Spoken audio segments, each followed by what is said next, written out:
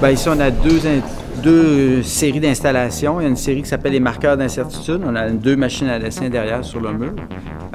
Et puis, on a aussi 3 instants angulaires. C'est une série aussi. Donc, deux groupes d'installations. Ici, on a derrière moi une installation en étoile bleue. Puis de l'autre côté, 2 formes géométriques qui est comme un cube et une espèce de maison schématisée, si on veut. Très élémentaire. Et c'est fait de manches à balai. Et ces manches à balai-là forment les segments de ces formes géométriques-là qui se construisent dans l'espace. Finalement, il y a une espèce de jeu de construction et de déconstruction géométrique dans l'espace. Oui, c'est un instant, c'est très fugace ce moment-là où que la forme se refait. Dans le cas de cette forme-là, la forme se refait généralement quand elle redescend au sol, quand elle est au neutre. Dans les autres, c'est les deux aussi. C'est quand elle est à la position neutre avant de partir, mais aussi quand elle est dans les airs, dans les cubes et la maison. De temps en temps, on peut voir cette forme-là presque en volume dans les airs.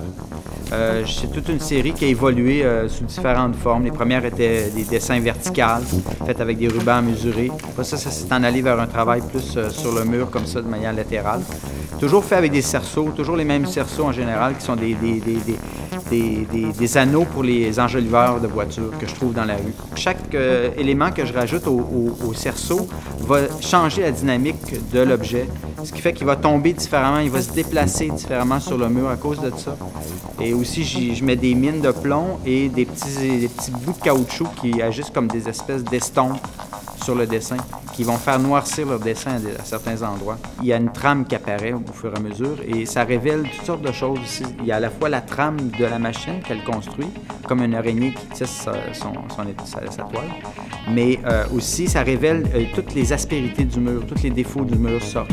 Donc des choses qu'on n'avait pas remarquées auparavant vont ressortir.